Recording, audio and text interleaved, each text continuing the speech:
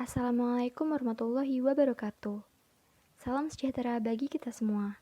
Halo teman-teman, kami dari kelompok 2 Ilmu Sosial Dasar kelas C1 yang beranggotakan Habibah, Ayuni Fitri Abidah, Firza Putri Maulida Maharani, Fairuz Rahma Prameswari, Tiara Rahmawati, dan Severino Bimo Anggoro akan menjelaskan tentang eksklusi sosial di masa pandemi. Berikut pembahasannya. Menurut Louis Frotta pada tahun 2007, dalam presentasi yang dipublikasikan oleh International Labour Organization Social Security Department yang berjudul Addressing the Multidimensional Factors of Social Exclusion, definisi eksklusi sosial adalah suatu keadaan di mana seseorang atau kelompok dibatasi keikutsertaannya dalam kehidupan sosial, politik, dan ekonomi secara penuh. Kemudian, menurut Joanna Mac pada tahun 2016 dalam artikel Social Exclusion yang dipublikasikan di situs Poverty and Social Exclusion, terdapat matriks dari The Bristol Social Exclusion Matrix yang berisi 3 domain utama yang berpotensi menjadi eksklusi sosial. Yang pertama adalah domain sumber daya yang mencakup sumber daya ekonomi, akses terhadap fasilitas publik dan pribadi, dan sumber daya sosial. Domain kedua adalah partisipasi, di mana domain ini mencakup 3 hal, yaitu partisipasi ekonomi, partisipasi sosial, serta kebudayaan, pendidikan, dan keahlian. Domain terakhir membahas tentang kualitas hidup yang mencakup kesehatan dan kesejahteraan hidup, lingkungan hidup, kejahatan, kerugian, dan kriminalisasi. Awal kemunculan eksklusi sosial dimulai pada tahun 1970-an oleh Reine Lenoir, sekretaris negara pada pemerintahan Prancis. Di tahun itu, terjadi marginalisasi yang dialami oleh berbagai kelompok masyarakat dari arus utama kehidupan bangsa Prancis. Seperti yang dituangkan dalam sebuah buku berjudul L'exclus, un Français sur Dix, mampu membuka cakrawala pemikiran banyak pemikir sosial dalam melihat bukan masalah kemiskinan sebagai kondisi sosial, tetapi faktor-faktor yang memberi kontribusi terhadap proses terjadinya deprivasi dan kemiskinan. Karena pemikiran Lenoir tersebut, banyak pemikir sosial dari berbagai negara yang terdorong untuk melakukan pengkajian tentang proses terjadinya deprivasi atau kerugian dan pemiskinan melalui perspektif eksklusi sosial. Beberapa di antaranya, seperti Hilary Silver, Amartya Sen, dan Arjan Dehan. Badan-badan internasional seperti ILO dan UNDP juga telah mengadopsi konsep eksklusi sosial untuk memahami proses deprivasi dan kemiskinan masyarakat di berbagai negara. Blair mendeskripsikan eksklusi sosial secara luas meliputi orang-orang yang tidak mempunyai kemampuan baik material juga moral untuk berpartisipasi pada kehidupan sosial, ekonomi, politik, serta kultural. Kata eksklusi sosial begitu mempesona, namun pula sekaligus bermakna ganda, multidimensi, serta mempunyai kaitan luas.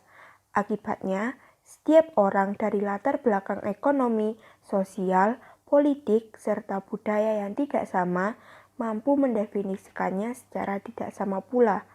Keluarnya pemikiran perihal eksklusi sosial juga tidak terlepas dari menurunnya kemampuan serta kiprah negara dalam menjamin kesejahteraan warganya.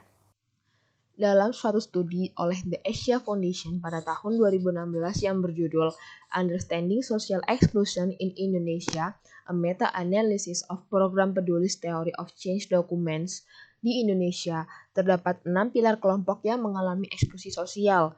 Semua kelompok ini telah mengalami eksklusi secara ekonomi, mulai dari tidak bisa mengakses layanan kredit karena tidak memiliki identitas atau KTP, sampai tereksklusi dari peluang kerja dan pasar karena stigmatisasi. Kelompok-kelompok ini juga mengalami eksklusi dari fasilitas dan jasa publik. Kelompok-kelompok tersebut adalah yang pertama, anak-anak dan remaja yang rentan, kelompok adat yang bergantung pada sumber daya alam di sekitarnya dan tinggal di tempat terisolir, agama minoritas yang terdiskriminasi, korban pelanggaran HAM berat, waria atau transgender, dan penyandang disabilitas. Salah satu contoh kasus eksklusi sosial yakni kekerasan pada disabilitas psikososial di Indonesia. Kasus ini termasuk dalam eksklusi sosial karena para penyandang disabilitas psikososial di Indonesia sebagian besar masih mengalami pengucilan bahkan menjadi korban kekerasan oleh keluarga yang bersangkutan, masyarakat, rumah sakit jiwa, dan berbagai institusi lain di Indonesia.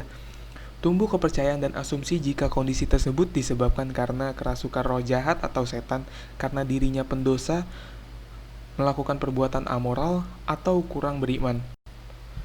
Penyandang disabilitas psikososial masih belum mendapat tempat layak di Indonesia. Mereka dibuang, dijauhi, terkadang dipasung karena dianggap aib. Padahal tindakan tersebut justru memperparah kondisi si penyandang disabilitas psikososial. Dampak lainnya adalah dibawa ke tempat rehabilitasi. Karena minimnya fasilitas dan layanan yang ada, seringkali membuat orang tidak menghormati hak-hak dasar penyandang disabilitas psikososial dan mendorong kekerasan terhadap mereka. Hal ini termasuk stigma, pengekangan sewenang-wenang, tindakan pengobatan paksa, serta kekerasan fisik maupun seksual. Hal tersebut termasuk dalam pelanggaran hak asasi manusia. Yeni Rosa Damayanti dari Perkumpulan Jiwa Sehat mengatakan para difabel mental di panti-panti sosial sulit menjaga jarak aman karena jumlah penghuninya sudah terlampau padat. Selain itu, penyebaran virus COVID-19 juga berpotensi ditularkan oleh pegawai panti karena banyak dari mereka yang tinggal di rumah masing-masing dan datang hanya pada saat jam kerja. Menurut Yeni, beberapa panti di Jawa Tengah gizinya sangat buruk, malnutrisi, sehingga memperlemah daya tahan tubuh. Banyak juga panti swasta yang masih memasung pasiennya dan mereka hidup dalam kondisi jauh dari layak sehingga ketahanan tubuhnya lemah. Tidak hanya itu, banyak juga penghuni panti yang mempunyai penyakit bawaan, apalagi panti-panti juga menerima orang-orang yang berasal dari jalan yang tadinya gelandangan. Selanjutnya pendapat kelompok. Menurut kami, kasus tersebut termasuk dalam eksklusi sosial karena adanya golongan yang terpinggirkan, yaitu golongan disabilitas. Semua manusia berhak atas hak-hak publik serta fasilitas umum milik bersama. Begitu pula dengan kawan disabilitas, terutama di masa pandemi ini, di mana fasilitas kesehatan sangat dibutuhkan oleh masyarakat, misalkan untuk rapid dan swab test. Maka dari itu, sebagai manusia yang beradab dan tidak diskriminatif, sudah tugas kita membantu kaum disabilitas mendapatkan hak-haknya juga atas dasar kemanusiaan, tanpa memandang suatu perbedaan yang ada di antara mereka. Mereka berhak memiliki kualitas hidup yang sehat dan baik, sama seperti orang-orang lainnya. Sebaiknya dalam hal ini, para difabel psikososial lebih baik dilibatkan dan dibebaskan dalam berinteraksi sosial di luar panti. Hal ini untuk mempersempit diskriminasi, rasa takut masyarakat, dan stigma negatif yang ada. Dalam masa pandemi ini, pemerintah diharapkan untuk menyiapkan dana yang cukup bagi para penyandang difabel psikososial, dan dana yang diberikan pun dimanfaatkan untuk memanusiakan para penyandang difabel psikososial, seperti fasilitas kesehatan yang baik dan layak. Apalagi di masa pandemi ini masih banyak dibutuhkannya dana untuk mencukupi kebutuhan dan kesiapan protokol kesehatan untuk menjaga para kaum difabel psikososial. Sekian pembahasan mengenai eksklusi sosial di masa pandemi dari kelompok kami. Semoga bermanfaat dan terima kasih.